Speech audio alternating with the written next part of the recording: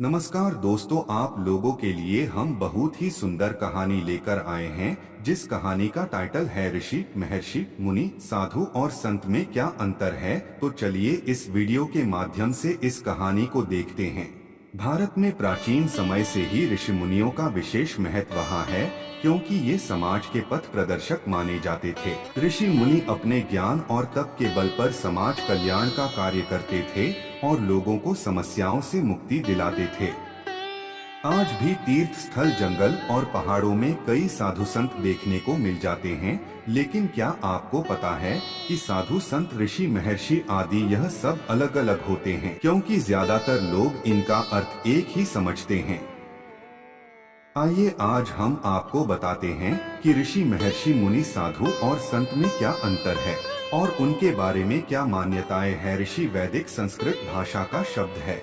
वैदिक रचयिताओं को ही ऋषि का दर्जा प्राप्त है। ऋषि को सैकड़ों सालों के तप या ध्यान के कारण सीखने और समझने के उच्च स्तर पर माना जाता है। वैदिक कालीन में सभी ऋषि गृहस्थ आश्रम से आते थे। ऋषि पर किसी तरह का क्रोध, लोभ, मोह, अहंकार और ईर्ष्या आदि की कोई रोक टोक नहीं है और न ही किसी भी तरह का संयम का उल्लेख मिलता है। ऋषि अपने योग के माध्यम से परमात्मा को प्राप्त हो जाते थे और अपने सभी शिष्यों को आत्मज्ञान की प्राप्ति करवाते थे। वे भौतिक पदार्थ के साथ साथ उसके पीछे छिपी ऊर्जा को भी देखने में सक्षम थे। हमारे पुराणों में सप्त ऋषि का उल्लेख मिलता है, जो केतु, पुलह, पुलस्त्य, अत्रि, अंगिरा, वशिष्ठ तथा भृगु हैं। ज्ञान और तप की उच्चतम सीमा पर पहुंचने वाले व्यक्ति को महर्षि कहा जाता है। इनसे ऊपर केवल ब्रह्मर्षि माने जाते हैं।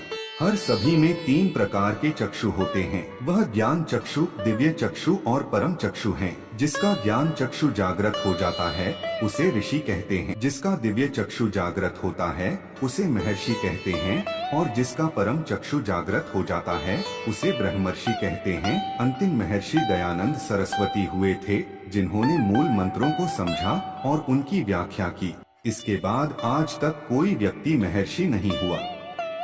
महर्षि मोहमाया से विरक्त होते हैं और परमात्मा को समर्पित हो जाते हैं। मुनि शब्द का अर्थ होता है मौन, अर्थात शांति, यानी जो मुनि होते हैं वह बहुत कम बोलते हैं। मुनि मौन रखने की शपथ लेते हैं और वेदों और ग्रंथों का ज्ञान प्राप्त करते हैं। जो ऋषि साधना प्राप्त करते थे और मौन रहते थे, उनको मुनि का दर्जा प्राप्त होता था। कुछ ऐसे ऋषियों को मुनि का दर्जा प्राप्त था जो ईश्वर का जप करते थे और नारायण का ध्यान करते थे, जैसे कि नारद मुनि। मुनि मंत्रों को जपते हैं और अपने ज्ञान से एक व्यापक भंडार की उत्पत्ति करते हैं। मुनि शास्त्रों की रचना करते हैं और समाज के कल्याण के लिए रास्ता दिखाते हैं। मौन साधना के साथ साथ जो व्यक्ति एक बार भोजन करता हो और 28 गुणों से युक्त हो, वह व्यक्ति ही मुनि कहलाता था। साधना करने वाले व्यक्ति को साधु कहा जाता है। साधु होने के लिए विद्वान होने की जरूरत नहीं है, क्योंकि साधना कोई भी कर सकता है। प्राचीन समय में कई व्यक्ति समाज से हटकर या समाज में रहकर किसी विषय की साधना करते थे और उससे विशिष्ट ज्ञान प्राप्त करते थे। कई बार अच्छे और बुरे व्यक्ति में फर्क करने के लिए भी साधु शब्द का प्रयोग किया जाता है।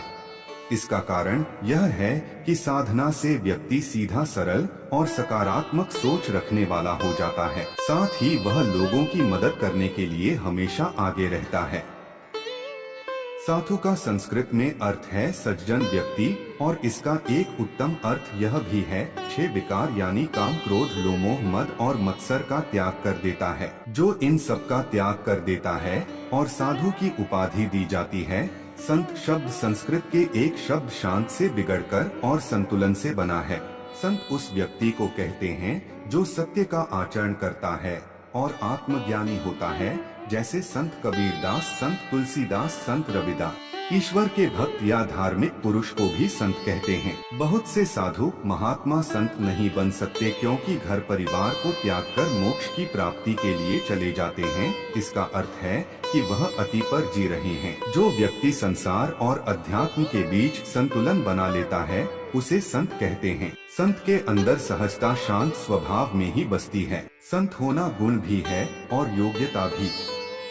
दोस्तों, हमारी हमेशा से यही कोशिश होती है कि हम अपने वीडियो में ज्ञान और शिक्षा से भरी ऐसी ही तमाम कहानियां लाते रहते हैं, जिससे आपका ज्ञान बढ़ सके, बौद्धिक विकास हो सके, जीवन में सही फैसले ले सके, आप जीवन में आगे बढ़ सके, मन में सकारात्मक विचारों का जन्म हो और आपके सुंदर चरित्र का निर्माण हो, ताकि आप आगे चल के और सुंदर परिवार और अच्छे समाज का निर्माण कर सके। दोस्तों, आप लोगों से निवेदन है कि हमारे हर वीडियो को लाइक, शेयर एवं कमेंट करें। अगर आप हमारे चैनल पर नए हैं तो सब्सक्राइब जरूर करें, ताकि हमारे चैनल पर अपलोड होने वाली हर वीडियो का नोटिफिकेशन आप लोगों को मिलती रहे। दोस्तों, हम चाहते हैं कि हमारे द्वारा अपलोड हुआ वीडियो हर आदमी तक पहुंचे, इसलिए आप लोगों से निवेदन है कि आप लोग सोशल मीडिया की मदद से अपने दोस्तों के पास शेयर करें, ताकि वो भी इसका फायदा उठा सके। धन्यवाद।